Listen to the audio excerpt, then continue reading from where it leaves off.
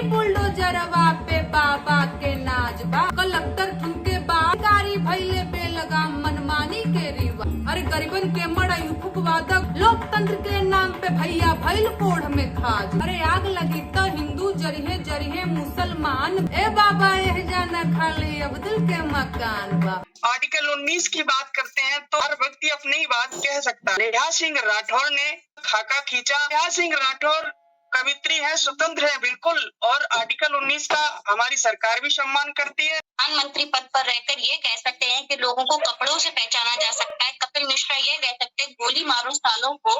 पर तलवारें और त्रिशूल लेके जो यात्रा निकाली जाती है उसमें भी भड़काऊ नहीं होते हैं। इनका कोई स्वतंत्र पत्रकार हो, स्वतंत्र गायिका हो, स्वतंत्र सामाजिक कार्यकर्ता हो, जो भी अपने विचार सरकार से अलग रखता है, इनको भाता नहीं है। अपने खिलाफ ये कुछ सुनने को, अगर जो जायज है वो सुनने को तैयार। अब आप बताइए, बीजेपी की शासन काल में अपराधियों को संरक्षण देने का, चाहे जम्मू कश्मीर का केस, घटना घटित हुई ना, उस समय कांग्रेस का ही शासन था, और घटना शासन था, बाद में उसको फांसी हुई, सजा हुई, कुछ भी कोर्ट का मैटर है, उन्होंने जो भी दिया तो अभी मैटर है। लेकिन कांग्रेस क्या पक्ष में आ गई थी? कांग्रेस उस वक्त हिल नहीं रही थी, कोई मतलब नहीं था। इतना बड़ा जघन्य अपराध हुआ, कांग्रेस आराम से चुटकियां ले रही थी उस पे। चलो कुलदीप सिंह सेंगर की बात कर ले, मैं मान लिया, चलो आपकी बात है सलाखों पर। कुलदीप सिंह सेंगर, क्या कुलदीप सिंह सेंगर क्या जेल के सलाखों में नहीं गए?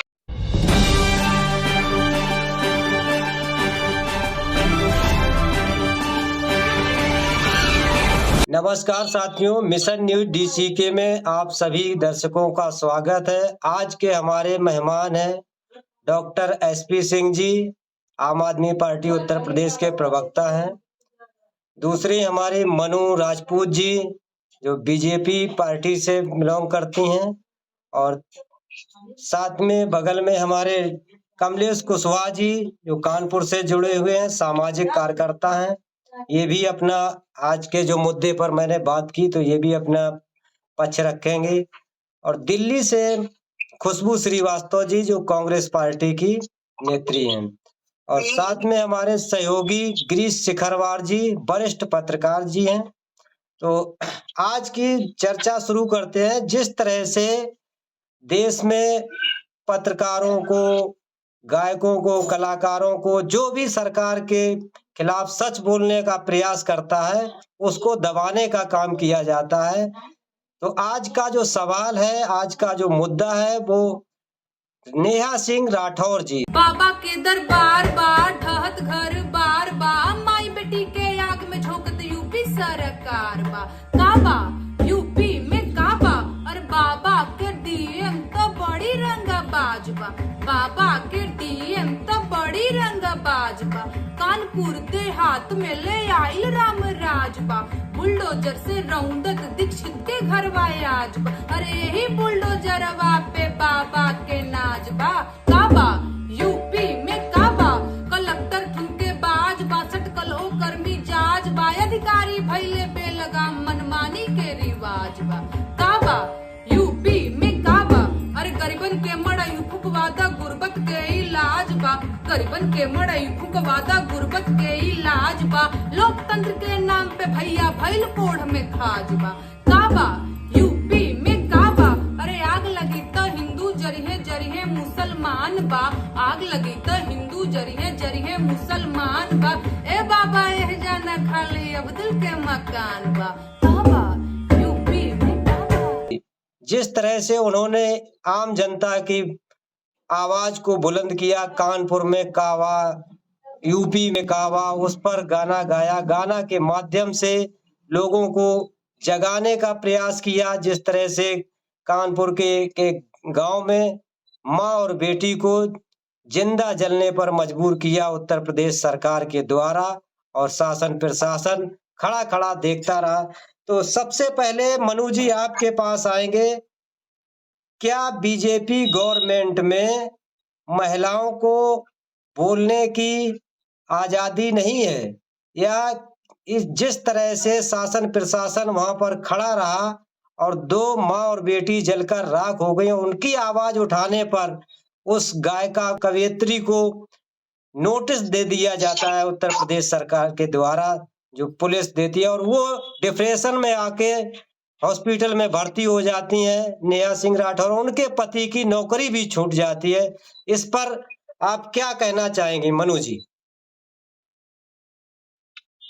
पहले तो मैं पीड़ित परिवार को से सहानुभूति रखती हूँ और भगवान से प्रार्थना करती हूँ कि उनके जो दुखद घड़ी में भगवान उनका साथ दे। मैं पूर्णतः उनसे सिंपैथी रखती हूँ। दूसरी कि प्रशासन देखता रहा, ये बिल्कुल सरासर गलत है। प्रशासन ने जैसे ही उसको संज्ञान लिया तो वहां का कलेक्टर एसपी को तुरंत सस्पेंड किया। नेहा सिंह राठौर जो कि कवित्री है, गायिका है, मैं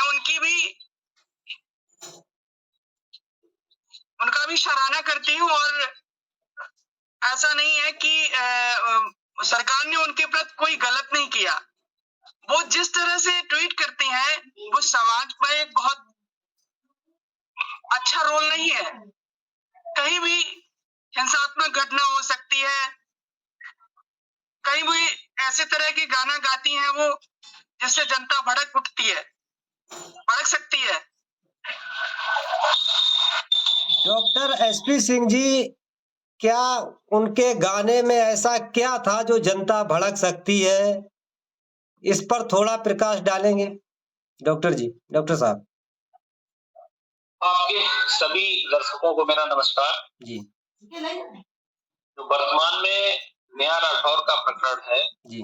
नेहा राठौर जी एक गायिका है और गायिका का काम होता है अपने गाने से जो भी देश में समस्याएं हैं, प्रदेश में समस्याएं हैं, उसको उजागर करना। वो एक आर्टिस्ट है। आर्टिस्ट ने अपने गीत के रूप में कानपुर देहात की घटना को रेखांकित किया। मुझे तो नहीं लगता इसमें कुछ ऐसा किया हो। हम कह रहे कि कोई ये अपराध की श्रेणी में तो नहीं आता है। भाई जो गायक है वो गायक अपनी बात तो कहेगा, गाना के रूप में बस पेश किया। इसमें कोई अपराध वाली कोई बात ही नहीं। अब क्यों नोटिस दिया गया ये तो भाई सरकार जाने, क्या उसकी मंशा क्या है।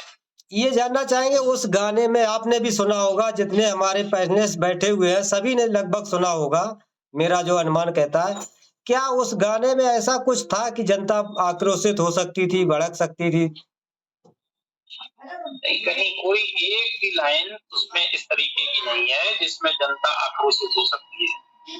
उन्होंने वही उस घटना को प्रशासन को चिन्हित किया कि भाई ये घटना हुई यूपी में, कहा प्रशासन के लिए कहा, डीएम के लिए कहा, वहाँ के लेखपाल के लिए एक लाइन बोली है, वहाँ जो आग लगी उसके लिए बोला है। ये तो भाई ये तो अगर गीतकार अपनी बात को नहीं रखेगा तो फिर कैसे रखेगा? आप किसी को बोलने नहीं देंगे। समाज में सबको अपनी संविधान की आर्टिकल 19A हम लोगों को इसके लिए ताकत देता है कि हम अपनी बात तो रख सकते हैं। हमने या नेहा राठौर ने ऐसी बात नहीं की, ना उसके गीत में इस तरीके की कोई बात थी जिससे कि समाज में कहीं विद्वेष फैल सकता है, कुछ हो सकता है। खुशबू श्रीवास्तव जी, आर्टिकल 19 अभिव्यक्ति को आजादी देता है बोलने की और संगठन बनाकर प्रचार प्रसार करने की स्वतंत्रता देता है आर्टिकल 19। तो क्या नेहा सिंह राठौर आर्टिकल 19 का उल्लंघन कर रही थी?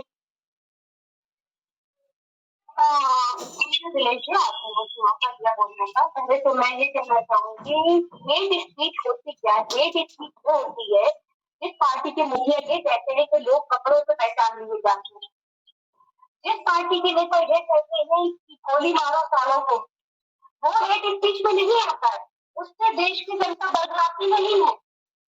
लेकिन एक गाने से, वो भी सच गाने से, वो भी तथाकथित जो घट रहा है उसको बोलने से देश में हिंसा फैल सकती है।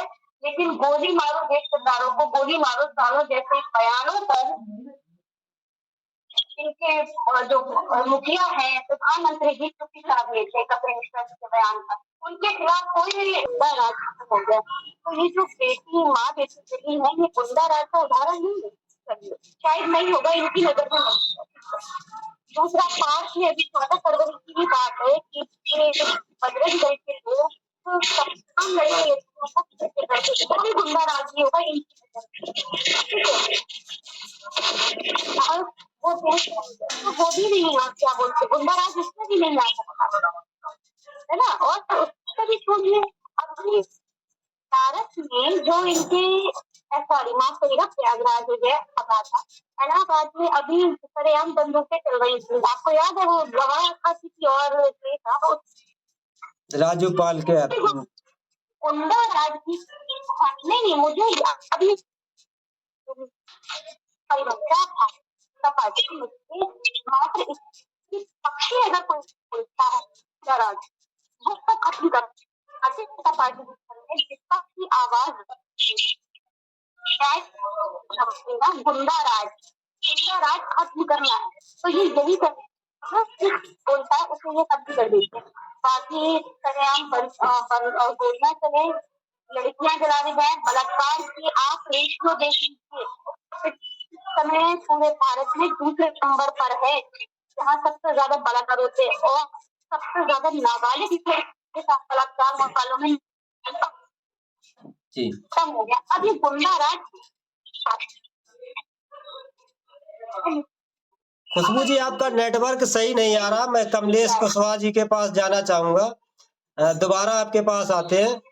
कमलेश कुशवाहा जी, आप सामाजिक कार्यकर्ता हैं, आप जगह जगह कार्यक्रम करते रहते हैं, लोगों से मिलते रहते हैं।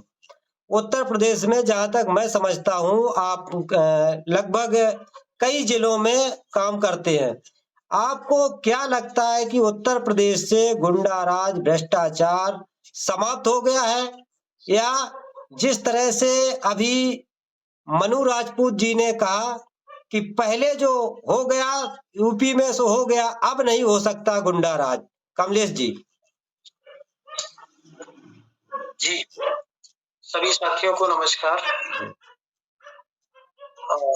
देखिए, मैं एक सामाजिक कार्यकर्ता हूँ, मैं किसी एक पार्टी विशेष की बात नहीं जी। सरकारें आती हैं और जाती हैं, तो आज जैसे इस भाजपा सरकार है, केंद्र में भी है, उत्तर प्रदेश में है, उससे पहले सपा, तो मैं सामाजिक कार्य लगातार बहुत समय से कर रहा हूँ, गांव गांव जाता हूँ, पहुंचता हूँ। तो आज कहीं ना कहीं देखिए वो भी सरकार बनती है, तो मुझे ये नहीं लगता कि वो उच्च पद पे प्रधानमंत्री आदेश कर रहा है कि आप लोग ऐसा करिए। कोई भी सरकार है, जो छोटे कार्यकर्ता जमीनी स्तर पर होते हैं, वो कहीं ना कहीं बड़े जो गांव के कमजोर लोग होते हैं, तो कहीं ना कहीं मैंने देखा है कि वो एक अपनी धौस दिखाते हैं कि मेरी सरकार है, आप जो मैं कहूँ वैसा करो। कहीं कहीं देखा हमने हो रहा है। तो ऐसा नहीं कि भाजपा सरकार है तो इसमें नहीं, कहीं ना कहीं भाजपा सरकार के जो विधायक हैं, मंत्री हैं, उनको इसको संज्ञान में। दूसरी बात, एक मैं अभी भी ताजा देता हूँ उदाहरण कि जैसे कि भाजपा जी कि हमारे जो गुंडागर्दी नहीं है, तो हमें लगता है कि संविधान का थोड़ा भाजपा के लोगों को संविधान के विषय में सम्मान करना चाहिए, और संविधान ही हमारा सबसे बड़ा भारत का ग्रंथ है जी, और जो मैं लेकर बैठा हूँ जी। तो कहीं ना कहीं जैसे कि अभी ताजा मामला है कि किसी ने कहा 21 लाख रुपए देके गर्दन कटवा लो, सर कटवा लो, किसी ने जीभ कटवाने की बात कही। कई ऐसे हमारे जो धार्मिक गुरु रहे हैं, संत रहे हैं, उन्होंने इनके ऊपर कोई कानूनी कार्रवाई अगर नेहा के ऊपर हो सकती है, क्या इनके ऊपर नहीं कार्रवाई हो सकती है? बिल्कुल, कानून तो सभी के लिए बराबर होता है, बराबर होता है।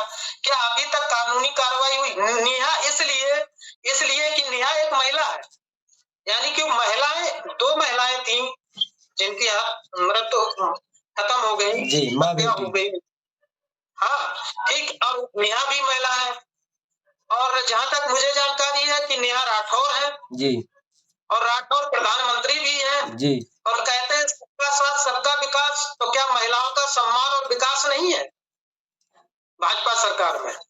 तो मैं किसी पार्टी से नहीं हूँ, लेकिन सच्चाई बता रहा हूँ कि अगर नेहा के ऊपर अगर नोटिस भेजा तो अभी अभी ताजा घटना है जो लगातार विवादित चल रहा था रामचरितमानस पर, उस पर मैं नहीं जाना चाहता, लेकिन उनके ऊपर क्या कानूनी कार्रवाई क्यों नहीं? फिर एक पक्ष की बात क्यों?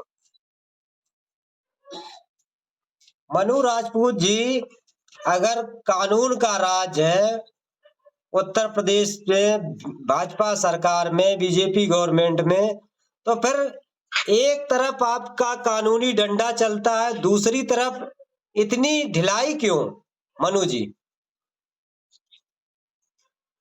रामचरितमानस एक पवित्र ग्रंथ है और यदि कोई पवित्र ग्रंथ के बारे में ताड़ना का अर्थ गलत लगाएगा, नहीं, उस पर नहीं जाना चाहते हैं, उस पे नहीं हम लोग जाना चाहते हैं। हमारी जो डिबेट है वो इसी पे, एक उन्होंने उदाहरण दिया कि एक व्यक्ति सर काटने का, तलवारें दिखाता है, उस पर कोई कानूनी कार्रवाई नहीं होती है, और नेहा सिंह राठौर सिर्फ और सिर्फ एक जनता की आवाज को बुलंद कर देती हैं तो उनके पास नोटिस पहुंच जाता है, ये उन्होंने कहा।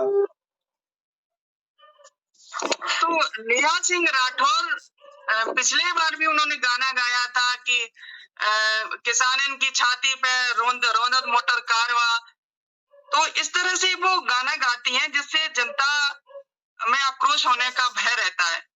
तो क्या मोटर कार ने किसानों की छाती पर रौंदा नहीं? मनु जी, क्या किसानों की छाती पर मोटर कार चली नहीं? किसी के 4 पुत्र होते हैं, यदि एक पुत्र खराब निकल जाए तो इसका मतलब ये थोड़ी नहीं सरकार खराब हो गई, उस पर कार्रवाई की गई है, की क्यों नहीं गई? आदित्य जी, कार्रवाई की गई है, कोई इसमें बीजेपी गवर्नमेंट में नहीं बख्शा जाता है। आपको क्या लगता है कि सभी के ऊपर बराबर कानूनी कार्रवाई हो रही है, सभी को एक दृष्टि से देखा जा रहा है? आदित्य यादव जी, अभी और दूसरे लोगों को भी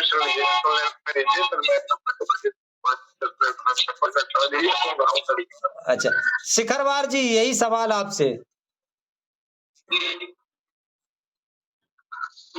नहीं, जो अभी हमने मनु जी को बड़ा गौर से सुना, मनु जी ने कहा कि कार्रवाई अपराधियों के खिलाफ हो रही, हम लोग इसके साथ हैं।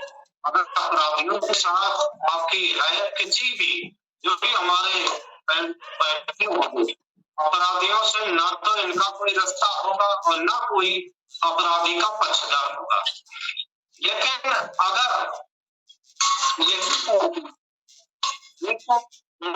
जो बाबा जी हैं भाई, उन्हें कोई अनुभव है, ठीक है कि वो मठाधीश हैं और वो गोरक्षपीठ के वो रहे कि वो सांसद रहे जी, लेकिन उन्हें कोई अनुभव नहीं है, तो वो जब वो खुले अपनी बैठकों में ठोक दो कहते हैं कि ठोक दो, इससे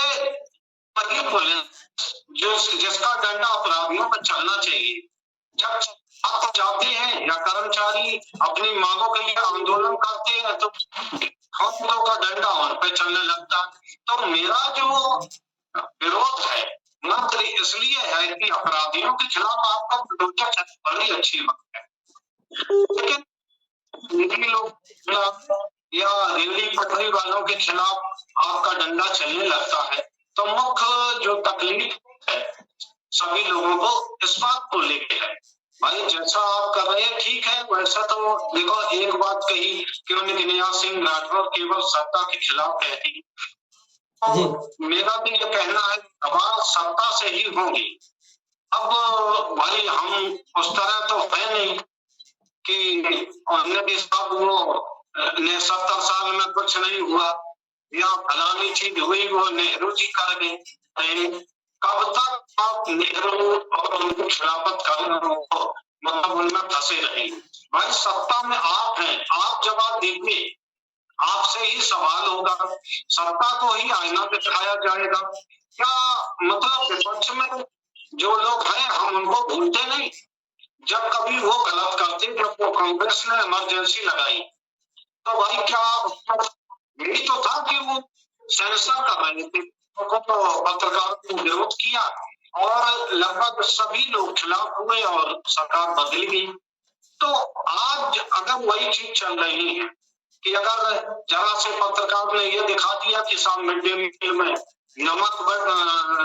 नून रोटी बांटी गई या पतली दाल बांटी गई, तो उसमें 153 के तहत कार्रवाई, देशद्रोह के तहत कार्रवाई। मनोज जी, ये किसी भी सत्ता के खिलाफ बात करना देशद्रोह नहीं होता। अगर हम बात कर रहे हैं तो ना तो हम उससे केवल एक सत्ता से सवाल पूछ रहे हैं कि आप ये बताइए, आप इसकी जानकारी दीजिए, आखिर सत्ता से ही तो जवाब दिया जाता है। अब भाई अच्छा क्या काम है आप बताइए। अगर फैसला करने लगेगी ऑन स्पॉट, कोई वो ठोक अदालतें क्यों है भैया, ये वकील क्यों इतनी पढ़ाई कराते हैं आप, जिनका कोई काम नहीं रहेगा तो अदालत में आप ताला लगा दो, केवल बस पुलिस को निकालो और नहीं साहब ये चोर और बस वो हमारा घर गिरा दे। तो जो है इसमें सभी लोगों को तकलीफ होगी। अगर सत्ता निरंकुश होगी तो सभी लोगों को तकलीफ होगी। आपने देखा होगा कि हम तो अधिकारी बेलगाम हो गए। जिस जनपद में आप हैं उसकी बात करते हैं कि जो सूचना का अधिकार मिला 5 के जो यूपीए सरकार ने दिया, उसमें आप समझ लीजिए वो शिकायतों का वो जवाब नहीं देते, जवाब नहीं देंगे, लोगों को परेशान करेंगे। कुछ लोग अगर लखनऊ तक हैं अपील के लिए तो उसमें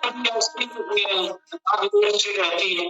और यहाँ हर बार रवैया जनपद को बनू जी प्रथम स्थान मिल जाता है जन सुनवाई में। तो हमें आप चूंकि वहाँ की बड़ी नेता हैं और आप महिला मोर्चा की पदाधिकारी भी हैं, तो हम ये चाहेंगे कि जरा अधिकारियों पे जहाँ की आप निवास वहीं कम से कम कुछ लगाम लग जाए, जनता को सूचना मिलना लगे। तो क्यों किसी नेहा राठौर को ये गाने की जरूरत पड़ेगी। अगर उसका सही से निस्तारण हो जाएगा तो हमको भी समाचार नहीं लिखना पड़ेगा। अगर अधिकारी इतने संवेदनशील हो जाए, और आपने कहा कि डीएम हटाएगी, नेहा जैन अभी भी वहीं डटी हुई है कानपुर देहात में। हाँ, एसडीएम के खिलाफ, तहसीलदार के खिलाफ मुकदमा हुआ है। मनु जी अगर अधिकारी संवेदनशील हो जाएंगे तो किसी को क्या पड़ी आवाज उठाने की, किसी को क्या पड़ी सरकार के खिलाफ लिखने की, सरकार के खिलाफ बोलने की। शिखरवार जी का कहना है और जहां तक सही भी है, क्योंकि अगर शासन प्रशासन जनता की हितैषी है, जनता के लिए काम करती है, तो किसी को आवाज उठाने की आवश्यकता ही नहीं पड़ेगी। मनु जी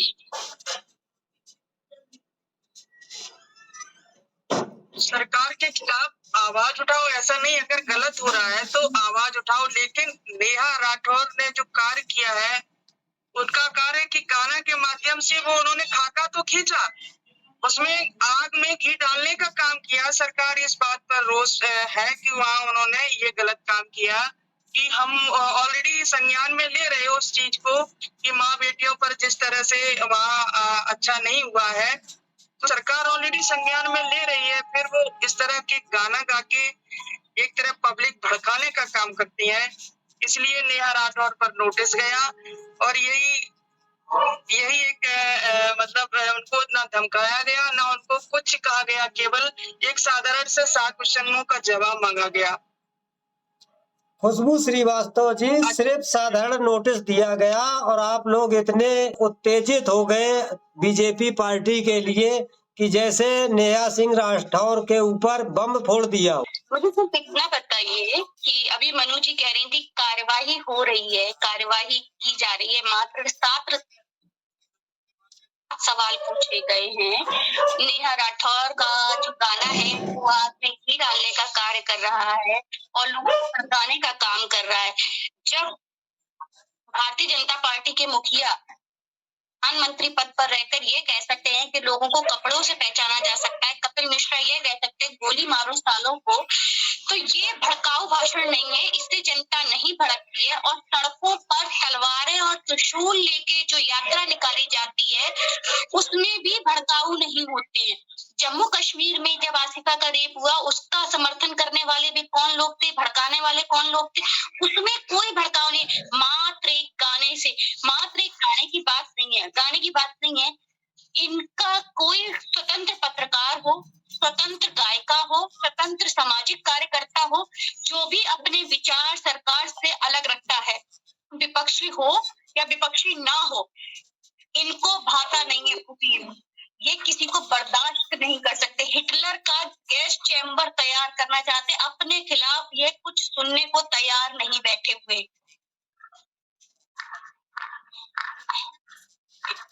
मनु जी, अपने खिलाफ कुछ भी आप सुनने को तैयार नहीं है। सुनने को तैयार क्यों नहीं है? अगर जो जायज है वो सुनने को तैयार है। बेमतलब की इल्जाम लगाना केवल सरकार पर विपक्षियों का काम है। और दूसरी बात, आप कह रही है नाबालिगों की अभी बात कर रही थी, शायद आप निर्भया कांड भूल गई होंगी। वो कांग्रेस का ही शासन था जिस समय निर्भया कांड हुआ था। उस समय कहाँ गए थे कांग्रेस के लोग? सुनिए, जब निर्भया कांड हुआ था उसके बाद उसकी गोरों का बेहाल थी, बच्ची की इतनी बुरी दुर्दशा कर दी। आप कहाँ गई थी कांग्रेस उस वक्त? आप सरकार पर सवाल कर रही हैं। हाँ, तो क्या अपराधी पकड़े नहीं गए, अपराधियों को सजा नहीं हुई, या अपराधी फांसी पे नहीं लटकाए गए हैं? 17 साल का नहीं अपराध फांसी पर बाद में लटकाए गए बच्ची के साथ। मेरी बात सुनिए ना। 2011 में जो केस हुआ, जो निर्भया कांड हुआ, निर्भया कांड पे तमाम कानून आए, निर्भया कांड के आरोपी सजा पाए। आप ये बता दीजिए ना, वो ठाकुर था, आप ही के बीजेपी का नेता था, जिसके बाल कल्याण केंद्र में लड़कियां 7 साल की लड़कियों का बलात्कार कर रहा था। क्या नाम था इसका? ठाकुर था।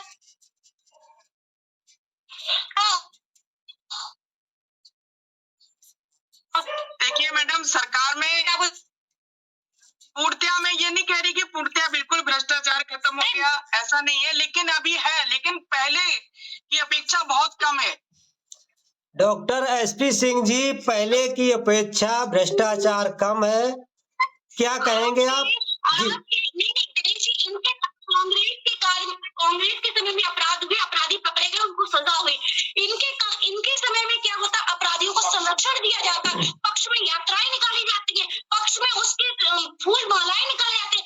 बम के आतंकवादी जो विस्फोट करते हैं, जब वे जेल से आते हैं, उनको मालाएं पहनाई जाती है। क्या बात कर रही है मनु जी? मनु जी, आपसे मासूम औरत तो मैंने अपने जीवन में नहीं देखी जिसे कुछ जानकारी ही नहीं है। क्या बात कर रही है आप? मैडम, कम से कम कांग्रेस के समय में अपराधियों को नहीं, आप ये बताइए ना, कि मुझे सिर्फ ये बताइए ना, अपराधी पकड़े गए और सजा हुई। अब आप बताइए, बीजेपी के शासन काल में अपराधियों को संरक्षण देने का, चाहे जम्मू कश्मीर का केस, घटना घटित हुई ना, उस समय कांग्रेस का ही शासन था।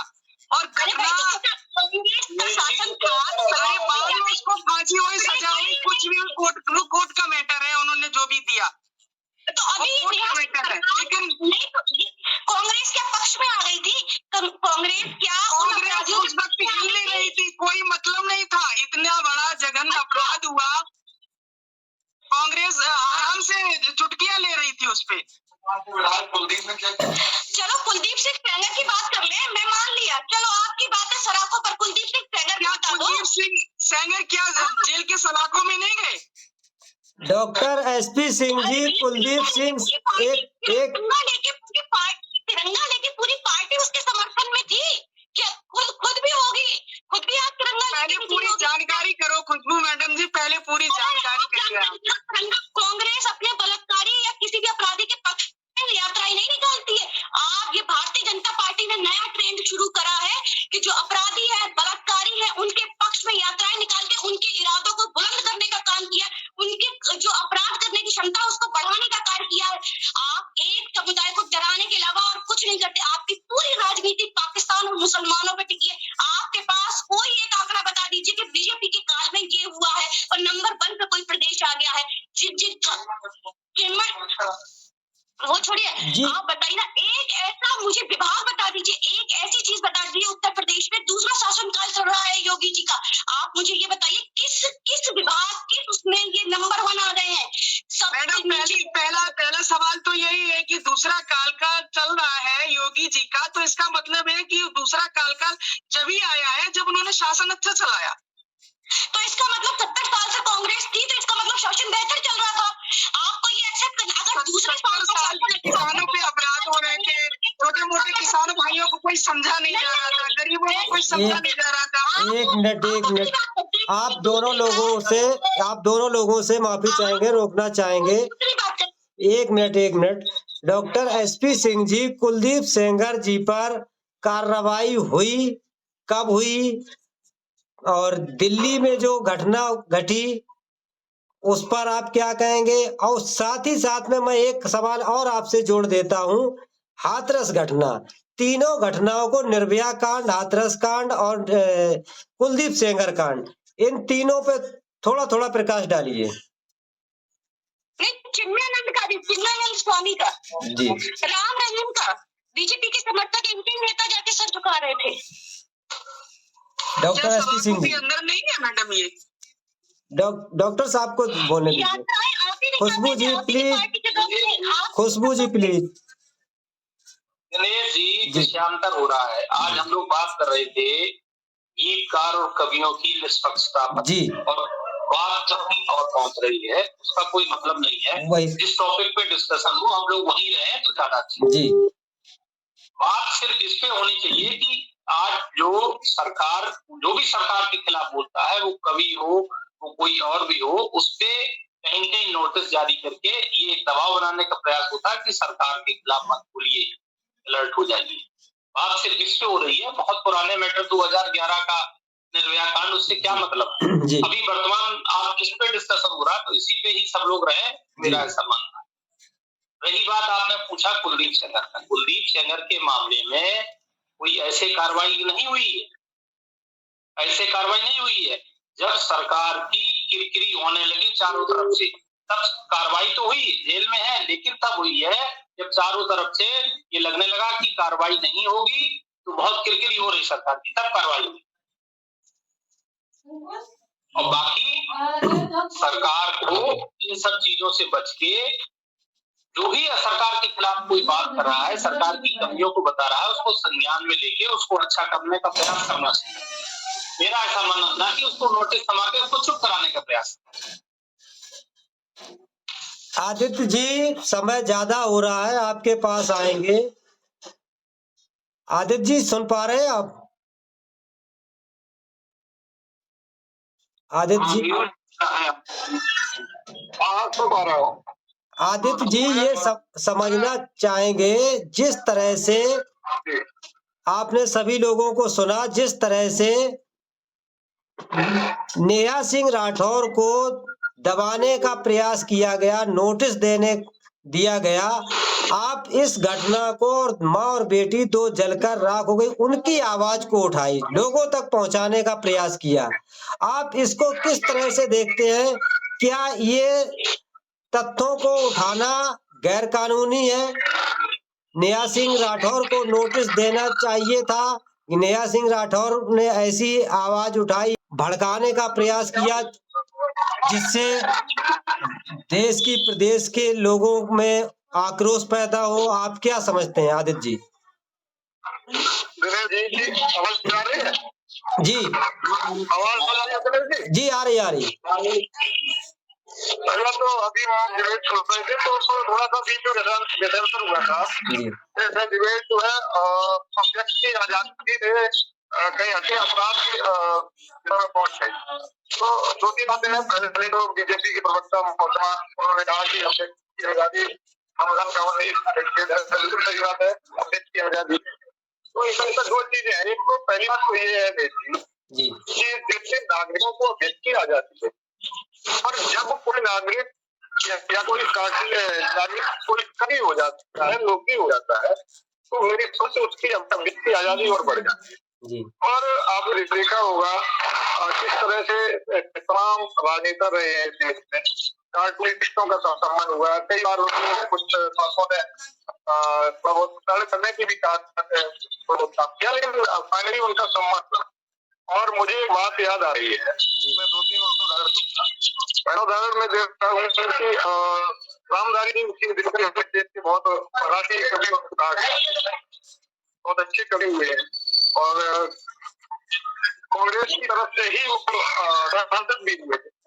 तो जब 65 में चीन से भारत युद्ध हारा तो उस समय ये माहौल था कि देश में किसी के पास कुछ कहने को बचा नहीं था और लोगों के अंदर निराशा थी। तो शेखर जी ने खड़े होकर कहा था कि जहांगीरों करो अभ्यास रक्त पीने का। देखिए कितनी गहरी बात और कितनी उन्होंने कटु प्रचार पे किया था जहांगीर को प्रयास रक्त पीने का। मतलब उन्होंने ये साबित किया था कि एक कवि को इतना गुस्सा आया था और जब हम उनका मतलब ये था कि हम युद्ध इससे बेहतर लड़ सकते थे लेकिन उसको उतना बेहतर नहीं लड़े। तो उन्होंने अपनी अभिव्यक्ति की आजादी को एक कंपनी के माध्यम से देश के सामने रखा था और उनके ऊपर उस समय कोई कार्रवाई नहीं थी, कोई ऐसा कुछ नहीं हुआ था। नंबर दो बात, ये बीजेपी के प्रवक्ता जो है इन्हीं के पार्टी के नेता अटल बिहारी वाजपेयी जी की बात करता रहा। वाजपेयी जी का भारत सुनिएगा तो भाषण में वो कहते हैं कि एक बार वाजपेयी जी ने संसद के अंदर, वाजपेयी जी युवक थे और नेहरू जी भी समय के प्रधानमंत्री रहे के प्रधानमंत्री थे। तो वाजपेयी जी स्वयं इस बात को अपने भाषण में स्वीकार करते हैं, स्वयं इस बात को स्वीकार करते हैं कि उन्होंने एक बार कहा कि नेहरू जी आपके अंदर चर्चे और वो और वहाँ का जो दोनों है। तो बता रहे हैं वाजपेयी जी खुद बता रहे हैं कि वो शाम को पार्टी में गए तो नेहरू जी उनसे मिल गए और मिलने के बाद नेहरू जी ने उनका बुरा नहीं माना और नेहरू जी ने कहा कि आज का आपका भाषण, मुस्कुराते हुए कहा कि आज का भाषण बहुत शानदार था। तो इस तरह की जो अभिव्यक्ति की आजादी थी, जो एक तरह से लोगों को बोलने की स्वतंत्रता थी, उसका एक समय था कि लोग बुरा नहीं मानते थे। और आज जो ये राठौर उठा रही है वो क्या है, देखिए आप कई बार ये कहते सरकार पड़ जाएगा।